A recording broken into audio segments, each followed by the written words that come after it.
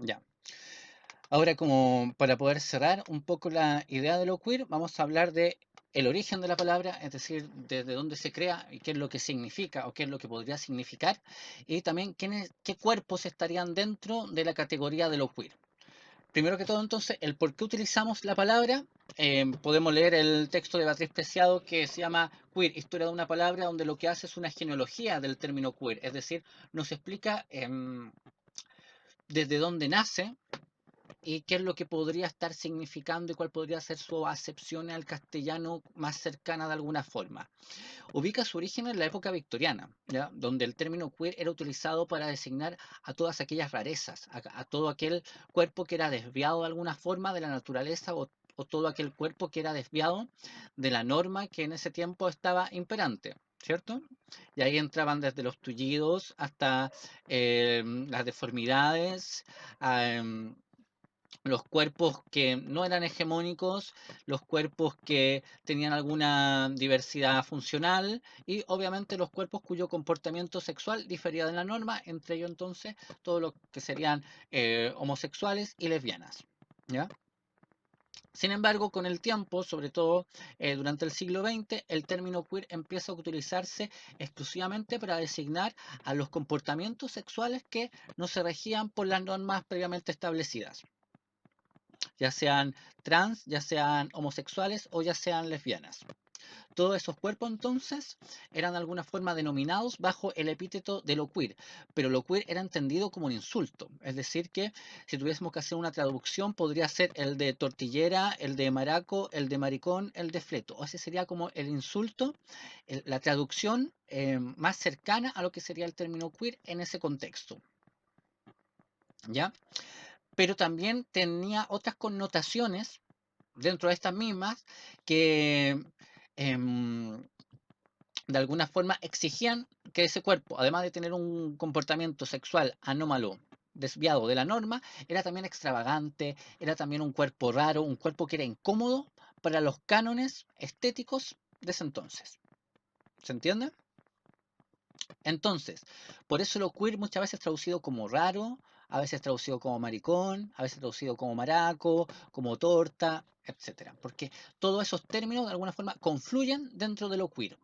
Es lo raro, que es el comportamiento desviado. Por eso es un término que de alguna forma eh, hace que confluyan todos los elementos, ¿cierto? Todos los comportamientos, todas las disidencias, todos los deseos que escapan de la norma heterosexual. Ahora, si nos preguntamos por qué se utiliza dentro de la teoría queer un insulto, ¿por qué utilizar un insulto? ¿Por qué no eh, o haber propuesto una nueva palabra o haber utilizado los términos como homosexual? ¿Ya?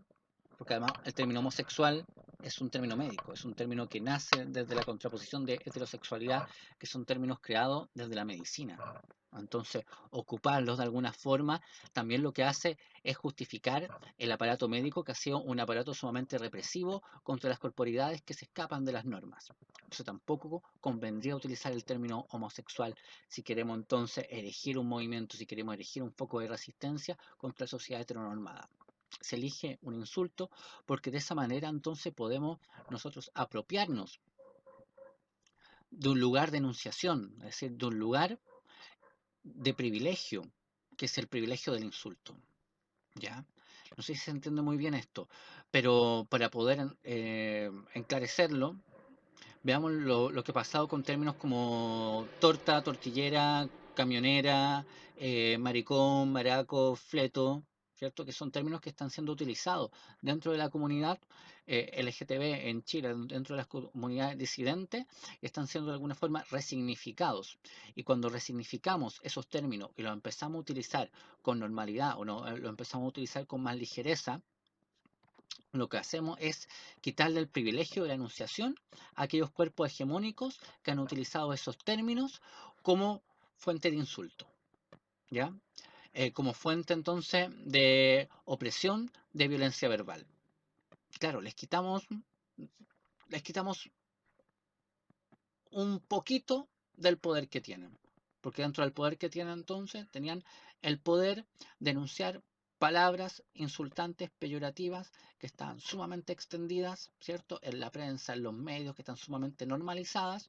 Lo que hacemos entonces, en lugar de insultarnos con esas palabras, agarrar esas palabras, apropiarlas, resignificarlas y convertirlas en un espacio de lucha, en un espacio de resistencia y en un símbolo de unión y en un símbolo de comunidad. Sí, acá estamos los maracos. Sí, acá estamos entonces las camionas. Sí, ¿y qué tanto? ¿Se entiende? Eso es lo que se intenta hacer entonces al resignificar y al adoptar el término queer.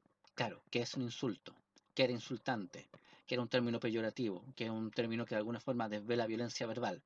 Pero lo adoptamos, lo resignificamos y lo hacemos nuestro. ¿Cómo se llama el campo de estudio de ustedes? ¿No? Se llama estudios maracos.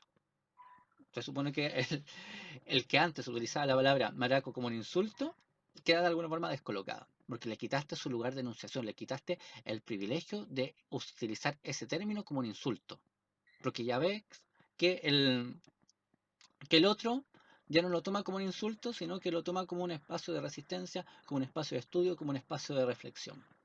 ¿Se entiende un poco esta idea de por qué un término que nace como un insulto es adoptado entonces y es resignificado y es erigido como un espacio, como la forma que tenemos de nominalizar un espacio de resistencia? ¿Ya? Es un juego entonces que se realiza y es un juego de apropiación y es un juego de resignificación y es un juego también de el poder hacerle frente a los sujetos a los sujetos privilegiados que han utilizado ciertas palabras, ciertos términos, ¿cierto? Desde su privilegio, para poder oprimir, para poder violentar, para poder categorizar a todos estos cuerpos que se ubican por fuera de las normas impuestas.